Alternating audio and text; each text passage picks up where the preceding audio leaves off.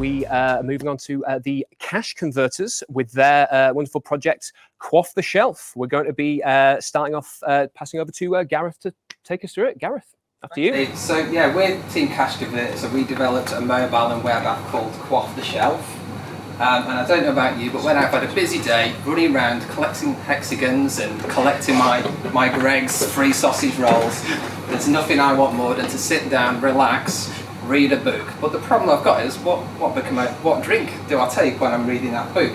Quaff the Shelf will answer that problem. So we developed Quaff the Shelf. So the idea of the app is you can sit down, you can use the app, you can scan a barcode on the back of your book of choice.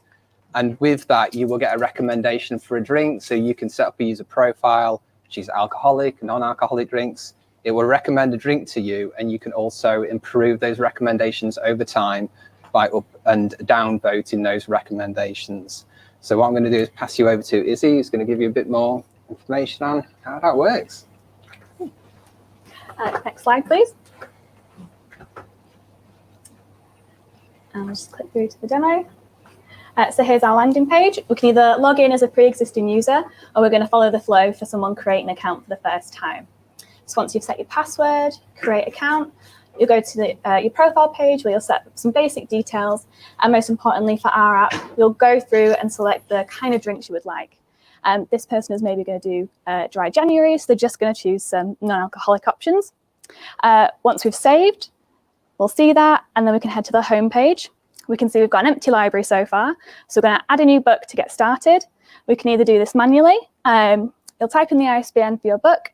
And once you submit, we'll make a call to an API. And we'll get an alert to say that it has been successfully added to our library. Then we'll see in our page that it's in our shelf. We can click on the book and we can start our recommendations. We can either accept or decline them. And we'll see that confirmation message come through. We can then go back to our home page, click back on our book if we're rereading, and see that persistent there. We can also use our barcode scanner, so you can scan books in succession if you've got a stack, or you can scan your book, head straight to your book details page in order to make your pairing. For every book, you should have a different recommendation, and again, we can see accept or decline here. Head back to your library, and you can see that it'll continue to grow. This user has multiple books, so we can swipe through. If you ever We'll click on one here. If you ever receive a recommendation that you don't like, you can decline until you receive a few options there. Click through, save that drink pairing. Alternatively, if you ever change your mind about the kind of preferences you have, maybe dry January has come to an end, you can then head back through the menu to your user profile. You can choose just alcoholic or best of both. You can see your previous choices, and then you can update your drinks recommendations here.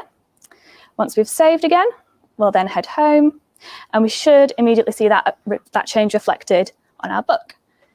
So we'll take into account our new choices, but it will also check that somebody else, if they have it in their library and they've previously made a choice, that will be reflected here. So somebody might have made a choice for the Belgian twist, for the Belgian detective. In keeping with being able to update your preferences, if you decide maybe you're not going to read a book, such as Teach Yourself How to Run a Marathon, you can long press, that'll delete from your library, and you can immediately see that change happen. And then we can also just log out. Cool. Thank you very much. I'll head over to Tim for Frontend, I believe. Indeed. Yeah. Thanks, Izzy. Hi, everyone. I'd just like to talk you through some of our tech stack and tech choices for a moment. So on the front end there, to begin with, we went with with React Native with Expo, not least because it gives us the ability to write and maintain a single code base that we can then deploy to both Android and to Mac devices. Similarly, Expo gives us a really nice dev environment that's common to both Apple and to Linux. So we've got a double winner there from a dev point of view. Similarly, Expo it gives us a nice web-based emulator. So as we're writing code, it gives us immediate feedback there. We don't have to wait for a long, complex build process to complete. And similarly, there's an enormous install base of React Native out there. So it was a fabulous opportunity to get onto that learning journey see what it's all about, and get some industrial strength experience. Fabulous time there. A couple of other noteworthy points there on the front end. We've got an API integration into Open Library API to give us the book details that we're scanning in there. And similarly, we've got a couple of integrations with Firebase to cover our backend, for which I'll now hand you over to Richard, who will take a little deeper dive into that. Thank you. Hi there. So I'm going to talk about our backend, just like Tim said. So going into this project, we knew two main things. We're going to be storing a lot of data often when the users are using the app. And the main use of the database would be quick queries to deliver the drinks options that people are looking for. So these two factors, coupled with none of us had worked with a non-relational database, we're eager to push our learning, so we opted to use Firebase for this.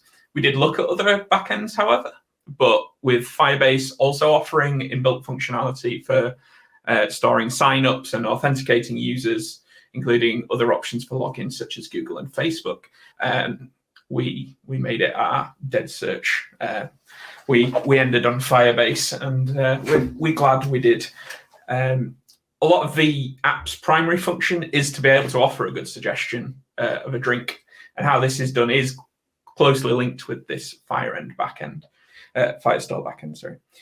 With its ability to store data, we can quickly save the user preferences, which can then be queried, creating a list of all the drinks they don't mind drinking, and then we can compare that list and that queried votes against the books to find a leaderboard of votes for the user's drinks, and then we can return them the best preferences for that user. So we'll always offer the best historical pairings. And from that, I'll pass you over to Jade, who's going to talk about our challenges and opportunities. Inevitably, we came across quite a few challenges along the way, and making the app work on Android and iOS correctly was one of the main ones. So to overcome this, we made sure that at the end of each new feature, we made sure to test it on both before merging to the main branch. And if there were any errors, we'd record them on the Kanban to make sure we didn't miss it and fix them that way. And leading on from that, learning the new technologies, it gave us good opportunity to do a deep dive into some documentation, which is always good experience. And if something didn't quite work how we expected, after that, we would have a good look at Git solutions and things like that. So we gained lots of problem-solving skills there. And finally, working in a large team for the first time and on a full-stack application did prove to be a slow start. We sometimes weren't the best at organising to begin with, but using the Kanban and doing our daily stand-ups, we became far more efficient. So we've grown as developers as the weeks have gone by. So yeah, I'll pass you back to Gareth. Okay. So that is all from our presentation. I hope you enjoyed it, and we're available to take any questions if you have any.